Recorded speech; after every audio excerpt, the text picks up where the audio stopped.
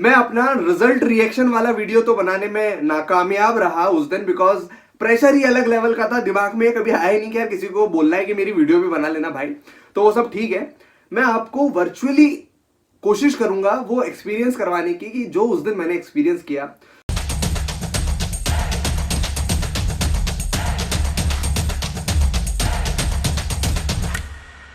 सुबह के कुछ 9-10 बजे थे। मैं उस दिन नहाया भी नहीं था। मैं इंदौर में था, बट मैंने डिसाइड किया हुआ था कि यार रिजल्ट देखना है तो घर जाकर ही देखना है, मम्मी पापा के साथ ही देखना है। तो मैं इंदौर से निकल पड़ा, घर आया। अब मुझे ऐसा था कि यार 2-3 बजे तक रिजल्ट आने वाला है, लेकिन ऐसा माहौल बन गया, नोटिफिकेशन वगैरह भी आने लगी कि यार बस कुछ 2-3 घंटे में ही रिजल्ट आने वाला है। और मैं बार बार साइट चेक कर रहा हूँ, बफरिंग हो रही है, वो बार बार क्लिक कर रहा हूँ, अलग अलग ग्रुप्स चेक कर रहा हूँ, फ्रेंड्स को कॉल कर रहा हूँ। समझ ही नहीं आ रहा। मतलब ऐसा लग रहा है कि यार 5 से 6 साल की मेहनत आज एक कंप्यूटर स्क्रीन पर दिखेगी, पास या फेल दिखेगा और मेरी लाइफ चेंज हो जाएगी। मतलब आज के बाद मैं जो चीजें करूंगा वो स्टूडेंट नहीं, एज ए प्रोफेशनल सोचूंगा। और पूरी लाइफ जो 5 से 6 साल में मैं अचीव करने वाला था वो आज पता चलने वाला है। एक अलग ही लेवल का एक्साइटमेंट था, डर भी लग रहा था, बिकॉज ऐसा कोई बंदा बना नहीं सीए एस्पिरेंट जिसको ऐसा लगे कि मैं तो अब 100% पास हूं। हाँ, हो सकता है कि अगर आपके सीए फाउंडेशन या फिर बेसिक एग्जाम से तो ऐसा लगने लगे कि हाँ मैं तो 100% पास होने वाला हूं, बट आईपीसीसी फाइनल लेवल पर वो सीए एस्पिरेंट बना ही नहीं जिसकी थोड़ी बहुत फट नहीं रही हो। डर सबको लगता है, और वैसा ही माहौल मेरे एग्जाम वाले दिन भी था। मैं बहुत डरा हुआ था, कंप्यूटर स्क्रीन बार बार देख रहा था, बार बार अपना रोल नंबर टाइप कर रहा था। और फाइनली एक कॉल आता है मेरे पास। That call was from an unknown number, और वहां पर मैंने ट्रू कॉलर पर देखा तो वहां पर जो हमारे प्रेसिडेंट थे उनका नाम लिखा हुआ था। उन्होंने मुझे कॉल किया कि congratulations Mohit, you have secured all India rank 3 at India level. आपको बहुत बहुत कॉन्ग्रेचुलेट। और अब मैं कुछ बोल ही नहीं पा रहा हूँ। मतलब एकदम, मैं बस रिकॉर्डिंग भी नहीं है कि मैं आपको रिकॉर्डिंग यहाँ पर स्टार्ट करूं। मतलब मैं कुछ सोच ही नहीं पा रहा था। अपनी छत पर मैं दौड़ रहा हूँ पागल तरीके, मम्मी मेरे पीछे दौड़ रही कि यार ये छत पे से गिर ना जाए।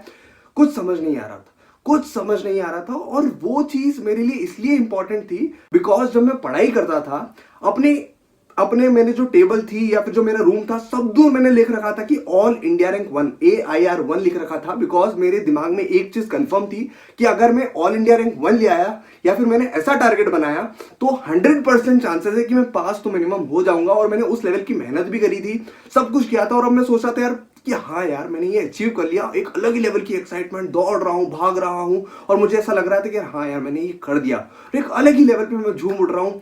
पर थोड़ी देर बाद पता चलता है कि यार वो प्रैंक किया मेरे दोस्तों ने, वो प्रैंक किया। और उस प्रैंक को इसीलिए रियलिटी मान गया मैं बिकॉज मैंने उस लेवल की मेहनत की थी। मेरी जो रैंक रही सीए फाइनल लेवल पर वो कुछ 15-20 नंबर मुझे कम आए, शॉर्ट आए, वरना मेरी रैंक आ जाती। इंदौर में मेरी 4th रैंक आई थी ओवरऑल अगर बात करूं तो।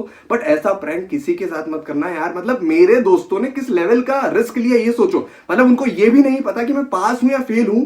उन्होंने किसी अननोन नंबर से कॉल करवा के, अपने कोई फ्रेंड का नंबर था उससे कॉल करवा के मेरे को बोला कि ऑल इंडिया रैंक आई है मेरी। थोड़ी देर बाद पता चला कि चलो मिनिमम पास हो गया। फिर धीरे धीरे मैंने एक्सेप्ट करी सिचुएशन को कि यार सीए बनना ही बहुत बड़ी बात है, और इतने अच्छे नंबर से बनना, क्योंकि मेरे कुछ 480 नंबर थे टोटल 800 में से। और उस लेवल का जो एक्साइटमेंट होता है उस लेवल का सीए बनने का वो थोड़ा सा कम हो गया। बट हाँ, धीरे से एक्सपीरियंस हुआ कि यार चलो ठीक है, प्रैंक किया हुआ है। फिर मैंने एक आध दिन तक तो अपने दोस्तों से ही बात नहीं करी थी कि यार छोड़ो यार, तुम पागल लोग हो, तुम समझोगे ही नहीं मेरी फीलिंग्स को। लेकिन यार सच में ये कभी भी अपने दोस्तों के साथ मत करना, क्योंकि वो दिन बहुत प्रीशियस होता है।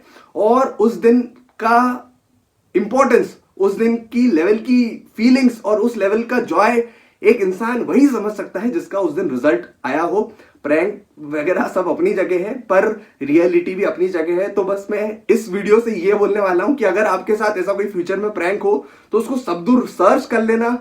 लेकिन ठीक है, ये सारी चीजें होगी ही सही, फ्रेंड्स होते ही इसलिए हैं, हम कुछ नहीं कर सकते, हम उनको मना करेंगे तो भी करने वाले हैं।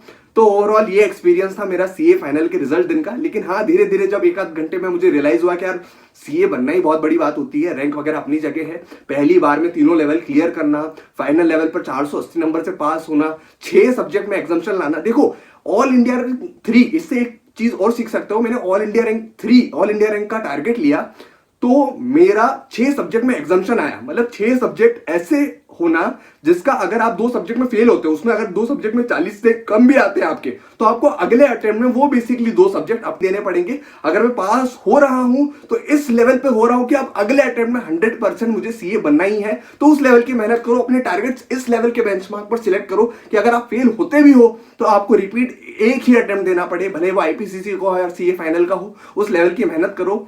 और रिजल्ट वाले दिन कुछ भी हो सकता है, आपके दोस्त कुछ भी कर सकते हैं, इंस्टीट्यूट तो कुछ भी करेगा ही सही, वो तो एक लेवल पे माना। तो अपने दोस्तों से भी सतर्क रहो और अपना दिमाग, पता नहीं उस रिजल्ट वाले दिन चलता ही नहीं है वैसे तो, लेकिन कोशिश करना चलाओ।